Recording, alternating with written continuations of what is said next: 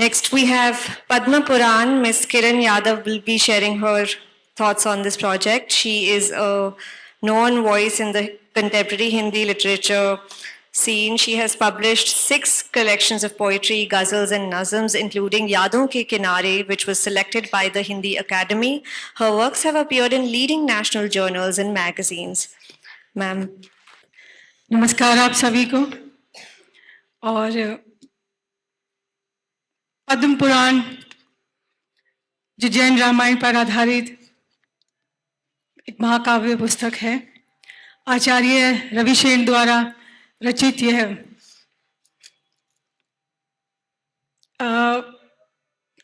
मेधावी जी जब मुझे कुछ कहना चाहती हैं तो वो अर्ली मॉर्निंग मुझे एक वॉइस मैसेज भेजती है।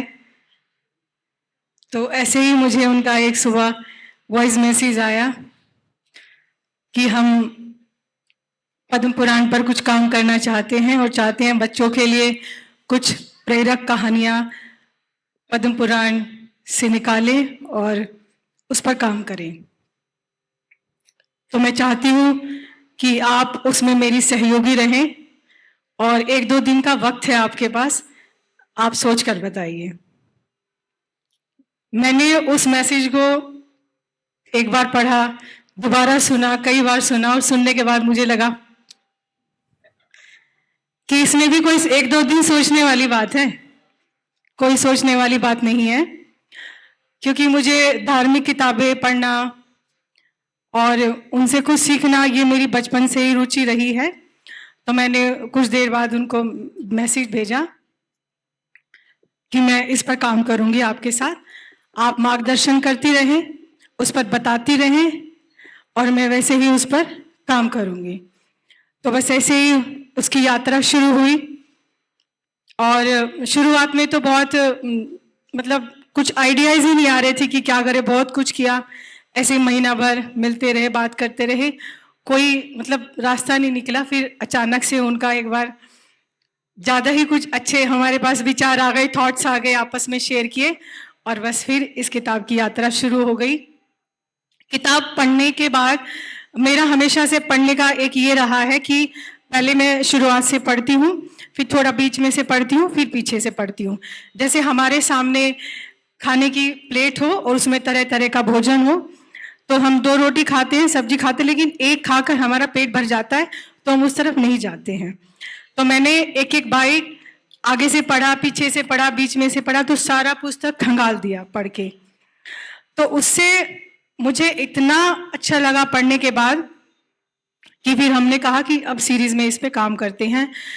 उससे मैंने ये जाना है कि अपने भारत की जो स्वर्णमयी गाथा है, जो स्वर्णमयी इतिहास है, वो शायद ही किसी ने पढ़ा हो या उसके बारे में जाना हो कि हमारा भारतवर्ष वाकई में एक सोने की चिड़िया था और है भी। इतनी हमारी समृद्ध संस्कृति रही है, हमारा परंपरा रही है, देश में इतने राजा महाराजा रहे हैं, उनके बारे में कोई नहीं जानता। इतनी उनकी महान रानियां रही हैं जिनका ओजपूर्ण तेजस्वी व्यक्तित्व रहा है, जो बहुत चरित्रवान और विवेकशील सुंदरशील तो थी ही, लेकिन उनके बारे में जानकर मुझे इतना मतलब खुशी हुई कि मैं एक ऐसी किताब पर और आपके साथ काम कर रही हूँ। पढ़ने के बाद ऐसा अनुभव हुआ कि जब हमने पहले से पढ़ना शुरू किया, तो क्योंकि जैसे हम हर धर्म में मानते हैं, जैनिज्म में मानते हैं कि मन, वचन और कर्म से जब आप किसी के लिए अपने आप को समर्पित कर देते हैं, तो जो पुस्तक थी उसने भी अपने भाव मुझे समर्पित कर दिए। ये मेरे लिए सबसे बड़ी बात रही कि पढ़ते वक्त और काम करते वक्त ऐसा महसूस हुआ कि जैसे नाभिराज की पत्नी मरु देवी को 16 स्वप्न आए थे, वैसे ही मुझे भी कुछ अच्छे अच्छे ऐसे स्वप्न दिखाई दिए। फलस्वरूप की कभी ऐसे हमने बीच में बातें शेयर भी की थी। तो वो इस किताब पर काम करते हुए एक अच्छी यात्रा का एक फल था, जो वो हमें अच्छे स्वप्न लगे।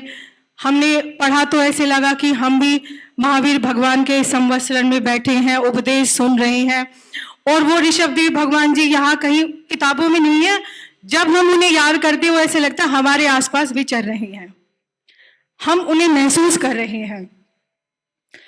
तो बस इतना अच्छा मुझे अनुभव रहा कि मतलब वो मैं बता नहीं सकती हूँ कि कैसा अनुभव रहा। बीच में मैंने बात की मेधावी जी से कि मुझे ऐसे लग रहा है पता नहीं क्यों शादी ब्याह करते हैं, इतना अच्छा ही है, बड़ा सांसारिक, बड़ा मोह माया है, हम फंस जाते हैं। मेरे बोले नहीं, वैराग्य की तरफ नहीं जाना है। तो मैंने वैराग्य तो आएगा ही, वैराग्य तो आएगा ही ऐसे पढ़ के, लेकिन हम उससे पीछे नहीं, क्योंकि हम गृहस्थ आश्रम में हैं और गृहस्थ आश्रम में रह के भी हम वैराग्य को धारण कर सकते हैं, उस जीवन को जी सकते हैं। जरूरी ही नहीं है आपको जंगल में जाना पड़े, वानप्रस्थ जाना पड़े, वो हम गृहस्थ आश्रम में रह के भी उसको निभा सकते हैं। तो और मैंने अपने घर में बच्चों को भी बताया कि ऋषभदेव भगवान का जन्म हुआ, महावीर भगवान थे नाभिराज से, और ऐसे उनके मरु देवी से पुत्र पैदा हुए, उनको ऐसे 16 स्वप्न दिखाई दिए। तो एक अखंड भारत का जो हमने इसमें पढ़ा वो बहुत ही आनंदमयी, सुखमयी और आपको कुछ देने वाला है। क्योंकि आपकी जो एक यात्रा होती है ना, आप सीधे सीधे जाते हो और जीवात्मा के हर जीवों के प्रति आपको प्रेम दर्शाता है। तो हमने जो ये किताब, मेधावी जी ने बहुत काम करा है इस पर, और बच्चे भी पढ़ेंगे तो उसके बारे में जानेंगे, उनके माता पिता भी अगर उन्हें पढ़ाएंगे तो उनके बारे में जानेंगे, किताब खोल के पढ़ेंगे कि भाई किस तरह से पद्म पुराण में आचार्य रविशेन जी ने उसको ऐसे रचा है। तो एक अच्छा अनुभव रहेगा और मुझे भी बहुत सुखद अनुभव रहा है। मैंने बहुत पहले, जैसे मैं दोहे भी लिखती हूँ, तो बहुत पहले एक दोहा लिखा था। क्या होता है कि कभी कभी मेरा रचा हुआ कुछ समय बाद सच हो जाता है। तो मैंने एक दोहा कहा था कि राम नाम इतना जपूं रखे राम जी पास, राम नाम इतना जपूं रखे राम जी पास, भव बंधन से मुक्ति हो बंधी रहे है आस। धन्यवाद, आप सभी का बहुत बहुत धन्यवाद और बहुत सारा प्यार स्नेह मेधावी जी के लिए, उनकी किताबों के लिए कि धर्मा फॉर लाइफ और भी ऊंचाइयों को छुए। नमस्कार। Thank you so much.